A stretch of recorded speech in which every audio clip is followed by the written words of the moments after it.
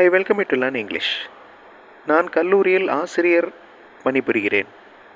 இதை வாசிக்கிறப்பவே இதில் மிஸ்டேக் இருக்குது அப்படிங்கிறது தெரியுது. ஆசிரியராக பணிபுரிகிறேன் அப்படின்னு. அதே மாதிரி இங்கிலீஷில் நீங்கள் ரீட் பண்ணுறப்பவே மிஸ்டேக்ஸ் இருக்கா அப்படிங்கிறது உங்களுக்கு தெரியணும். இந்த இங்கிலீஷ் பேராகிராஃபில் என்ன மிஸ்டேக்ஸ் இருக்குது அப்படிங்கிறத நீங்கள் கண்டுபிடிக்க போகிறீங்க. அதுக்கு முன்னாடி I welcome to the channel சென்டாக்ஸ். உங்களுடைய ஸ்போக்கன் இங்கிலீஷ் ஸ்கில் டெவலப் பண்ணுறதுக்கு வீடியோஸ் அப்லோட் பண்ணிட்டு வரேன். ப்ராக்டிஸ் பண்ணிகிட்டே இருங்க, ஷியராக டெவலப்மெண்ட் இருக்கும். முதல்வர் டைம் டேபிளை கேட்பார். நான் அதை டைப் செய்ய போகிறேன். டைப் செய்த பிறகு நான் அதை கொடுப்பேன். இதனுடைய இங்கிலீஷ் ட்ரான்ஸ்லேஷன் கீழே கொடுத்துருக்கேன். அதை பொறுமையாக ரீட் பண்ணி பாருங்கள். அதில் என்னென்ன மிஸ்டேக்ஸ் இருக்குது அப்படிங்கிறத கண்டுபிடிங்க. வீடியோ பாஸ் பண்ணிவிட்டு ரீட் பண்ணி பாருங்கள். ஆன்சர் ஃபியூ சென்ஸில் டிஸ்பிளே ஆகும்.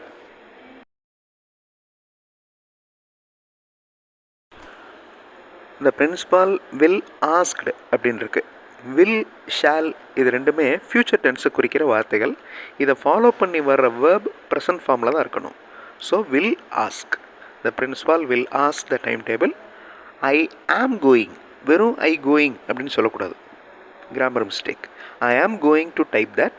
I will give the time table after typing. நான் இனிமேல் கொடுக்க போகிறேன் அப்படின்னு சொல்கிறதுக்கு ஐ வில் கிவ்.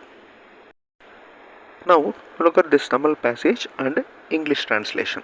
பொறுமையாக வாசிச்சு பாருங்கள். வாசிக்கிறப்பவே உங்களுக்கு என்னென்ன மிஸ்டேக்ஸ் இருக்குது அப்படிங்கிறது தெரிய வரும். வீடியோ பாஸ் பண்ணிக்கோங்க. ஆன்சர் ஃபியூ சென்ஸில் டிஸ்பிளே ஆகும்.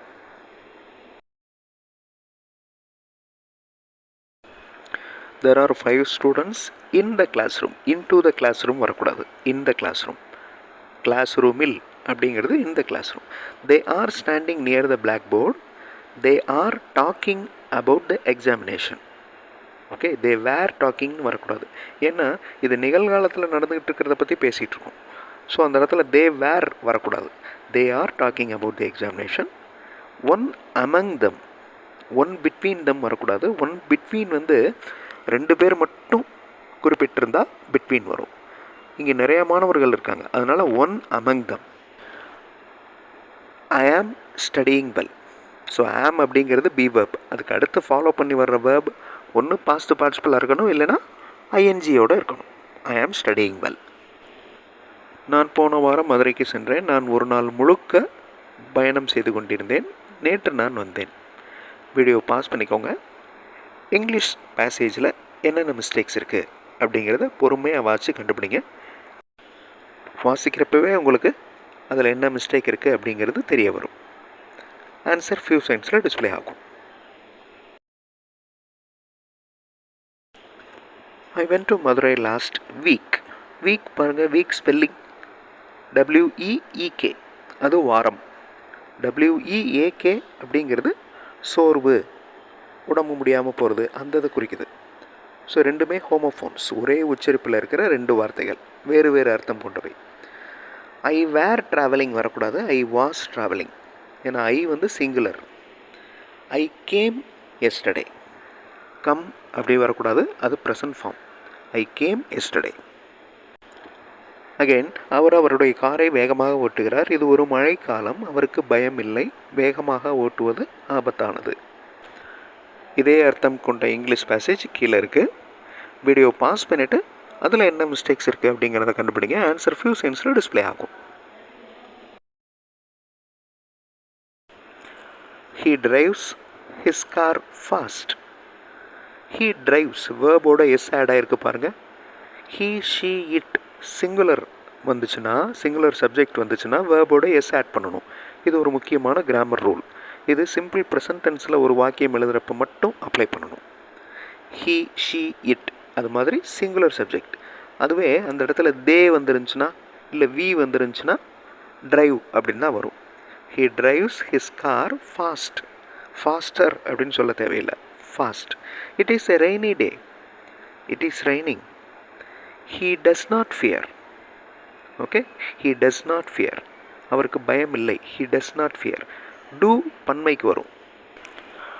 Driving fast is dangerous. Dangerous spelling. Okay, அதே மாதிரி drive fast அப்படின்னு சொல்லக்கூடாது, driving fast. அது ஜெரன் ஃபார்ம். நமக்கு இது தேவையானதா, நமக்கு இது வேண்டாம், இது நமக்கு தேவையாய் இருக்கிறதா. ஓகே, 3 சென்டென்ஸ் தான். அதில் என்ன மிஸ்டேக்ஸ் இருக்குது அப்படிங்கிறத கண்டுபிடிங்க. வீடியோ பாஸ் பண்ணிக்கோங்க. ஆன்சர் ஃபியூ செகண்ட்ஸில் டிஸ்பிளே ஆகும்.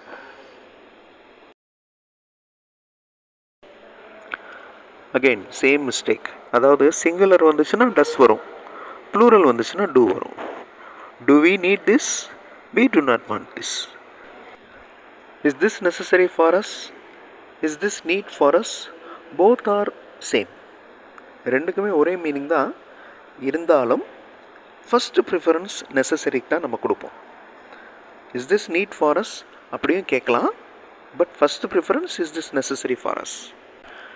நீங்கள் அனைவரும் நன்றாக படித்து நல்ல மதிப்பெண்கள் பெற்றீர்கள். இதை கடைசி செமஸ்டரிலும் தொடருங்கள். வீடியோ பாஸ் பண்ணிக்கோங்க. இங்கிலீஷ் ட்ரான்ஸ்லேஷனில் என்ன மிஸ்டேக் இருக்குது அப்படிங்கிறத கண்டுபிடிங்க. ஆன்சர் ஃபியூ செகண்ட்ஸில் டிஸ்பிளே ஆகும். All of you studied well and scored good marks. Okay, அதாவது நல்லா படிச்சிங்க, ஸ்டடீடு, நல்ல மார்க் வாங்கினீங்க. அப்போ அதுவும் பாஸ்ட் டென்ஸில் இருக்கணும். Scored good marks. Continue this, இதனை தொடரவும். இவைகளை தொடரவும் அப்படின்னு சொல்லக்கூடாது, இதனை தொடரவும். Continue this in final semester also. Semester spelling. முக்கியமான கிராமர் மிஸ்டேக்ஸ் எப்படி ஐடென்டிஃபை பண்ணுறது அப்படிங்கிறத பார்த்தோம். அடுத்த வீடியோவில் இன்னொரு இன்ட்ரெஸ்டிங்கான எக்ஸசைஸோடு பார்க்கலாம். தேங்க்ஸ் ஃபார் வாட்சிங் and thanks for your valuable comments.